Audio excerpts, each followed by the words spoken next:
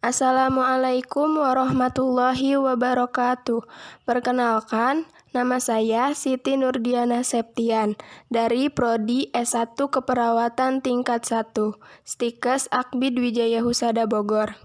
Saya akan mempresentasikan materi tentang motif dan motivasi untuk memenuhi mata kuliah psikologi.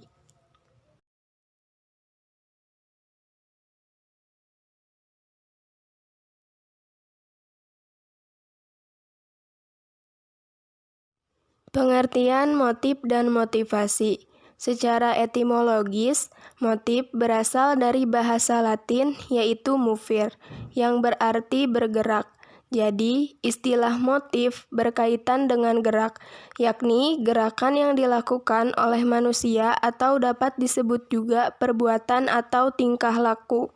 Motif itu diartikan sebagai kekuatan yang terdapat dalam diri organisme yang mendorong untuk melakukan sesuatu. Motif dalam psikologi berarti rangsangan, dorongan, atau pembangkit tenaga bagi terjadinya suatu perbuatan.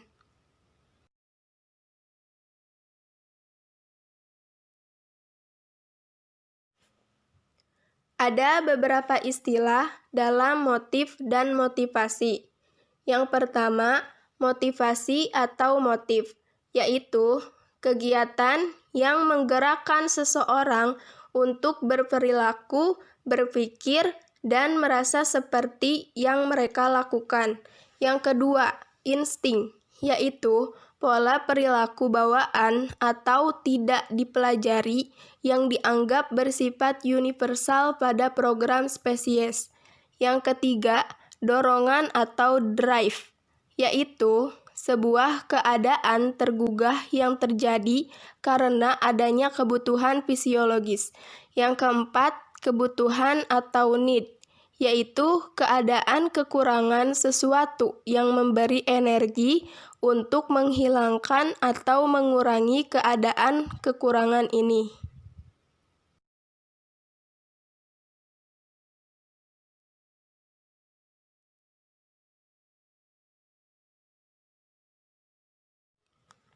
Jenis motif. Motif terbagi menjadi 3. Yang pertama, motif fisiologis. Yang kedua, motif self-aktualisasi menurut Maslow. Yang ketiga, motif sosial.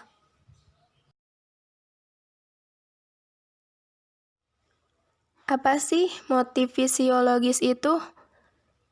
Motif fisiologis disebut juga motif dasar atau basic motifs, atau motif primer, karena ini berkaitan erat dengan pertahanan eksistensi kehidupan. Motif ini umumnya berakar pada keadaan jasmani, misalnya dorongan untuk makan, minum, seksual, dan sebagainya.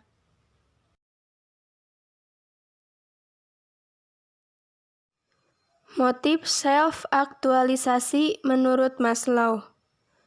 Motif ini merupakan motif yang berkaitan dengan kebutuhan atau dorongan untuk mengaktualisasikan potensi yang ada pada diri individu.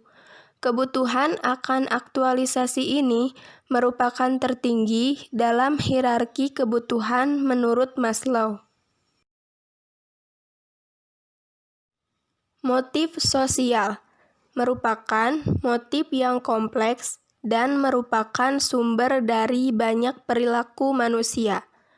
Motif ini dipelajari dalam kelompok sosial atau social group. Dapat dibedakan dalam 3 bentuk.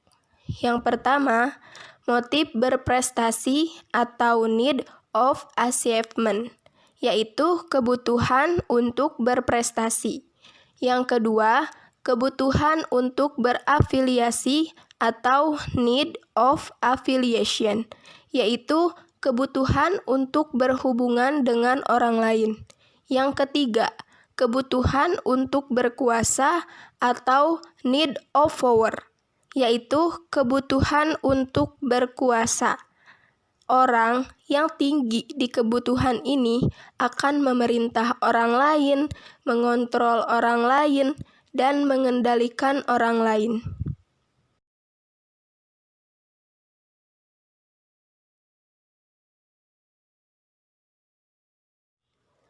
Tivan dan Smith menggolongkan motif menjadi dua. Yang pertama, motif yang timbulnya berdasarkan proses kimiawi fisiologik dan diperoleh dengan tidak dipelajari.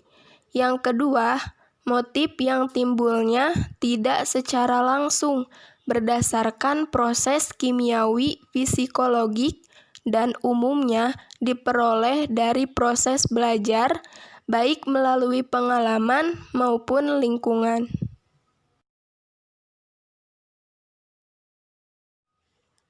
Woodward dan Marquis membedakan motif menjadi dua. Yang pertama, motif yang tergantung pada keadaan dalam jasmani. Ini merupakan kebutuhan organik. Yang kedua, motif yang tergantung hubungan individu dengan lingkungan.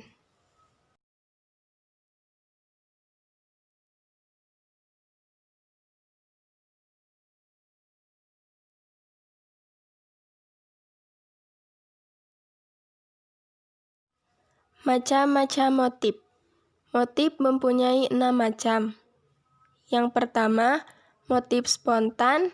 Yang kedua, motif hiburan. Yang ketiga, motif informatif.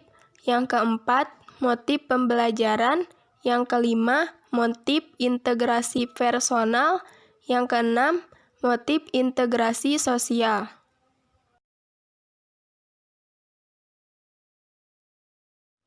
Apa yang dimaksud dengan motif spontan? Motif spontan berarti seseorang akan belajar karena mereka memiliki keinginan naluriah untuk memperoleh keterampilan tertentu. Contoh yang paling terlihat adalah perkembangan kognitif pada anak-anak. Mereka secara spontan mengamati dan mempelajari apa yang ada di lingkungan sebagai bagian dari pembelajaran mereka.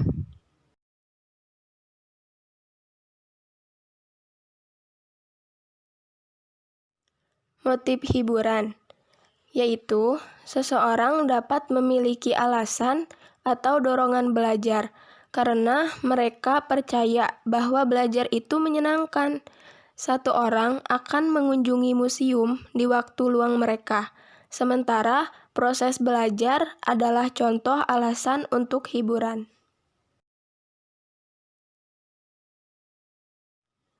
Motif informatif merupakan alasan informasi yang menjelaskan ketika seseorang ingin belajar memiliki keinginan yang kuat atau dorongan yang kuat karena mereka membutuhkan informasi baru. Biasanya dorongan ini muncul karena seseorang memiliki kebutuhan untuk mendapatkan informasi ini.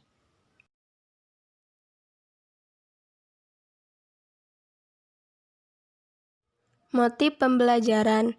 Motif pembelajaran harus disorot untuk kebutuhan belajar orang.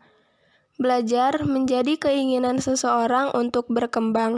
Karena itu, proses ini biasanya bekerja dengan sangat baik. Seseorang siswa memilih kegiatan ekstrakurikuler di mana mereka ingin meningkatkan keterampilan mereka. Ini adalah salah satu contoh dari motif pembelajaran.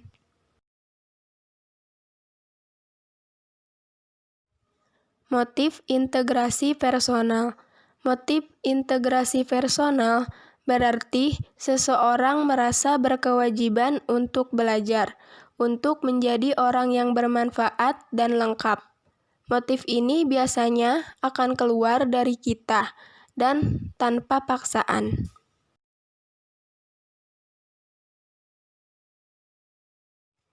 Motif integrasi sosial.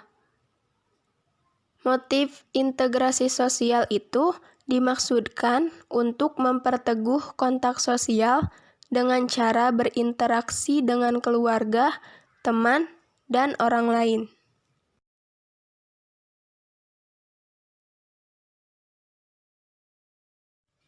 Frustasi dan konflik berkaitan dengan motif. Yang pertama, frustasi dan konflik terjadi apabila individu dalam mencapai tujuan mengalami kendala. Dan yang kedua, jika tujuan tidak tercapai, maka individu akan mengalami frustasi.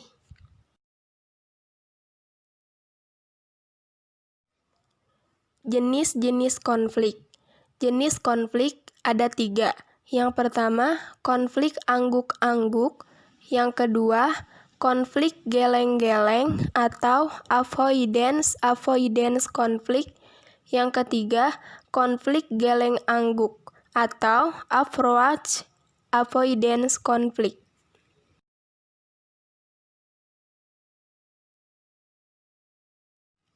Pengertian motivasi. Apa itu motivasi? Motivasi merupakan dorongan yang timbul pada diri seseorang secara disadari maupun tidak disadari untuk melakukan suatu tindakan dengan tujuan tertentu. Usaha-usaha yang dapat menyebabkan seseorang atau sekelompok orang tertentu tergerak melakukan sesuatu karena ingin mencapai tujuan yang diinginkan.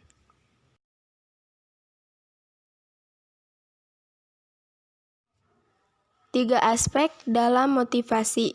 Yang pertama, keadaan terdorong dalam diri organisme atau a driving state.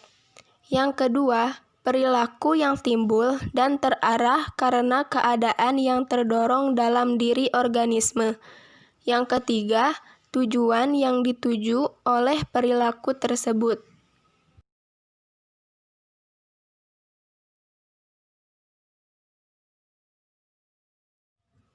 Motivasi mempunyai 3 karakteristik.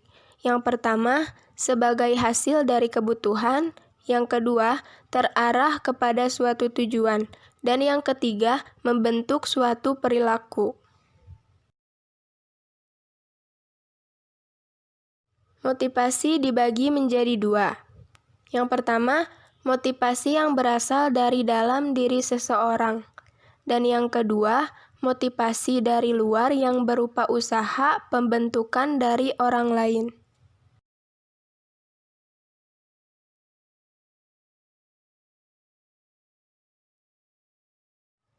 Prinsip motivasi.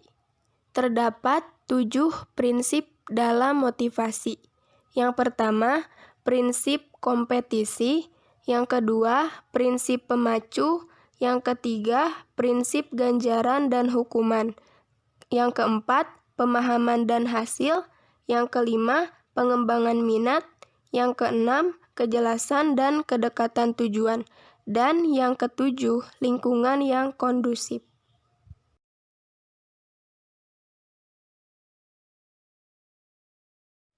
Fakta, motif, dan motivasi.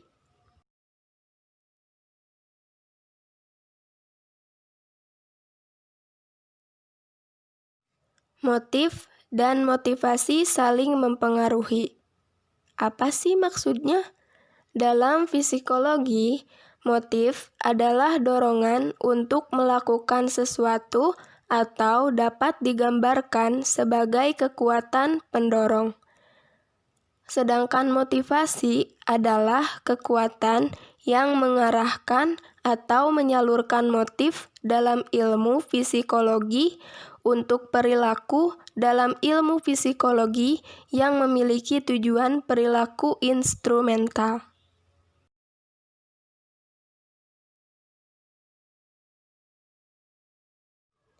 Motif adalah daya, dan motivasi adalah proses.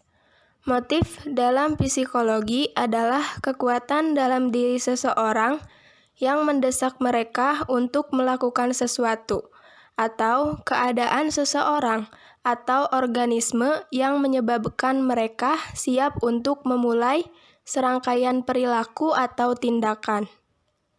Sedangkan motivasi dalam psikologi adalah proses pengaktifan motivasi dalam psikologi dalam tindakan atau perilaku untuk memenuhi kebutuhan dan mencapai tujuan atau keadaan dan ketersediaan di antara orang-orang yang mendorong perilaku untuk melakukan sesuatu untuk mencapai tujuan tertentu.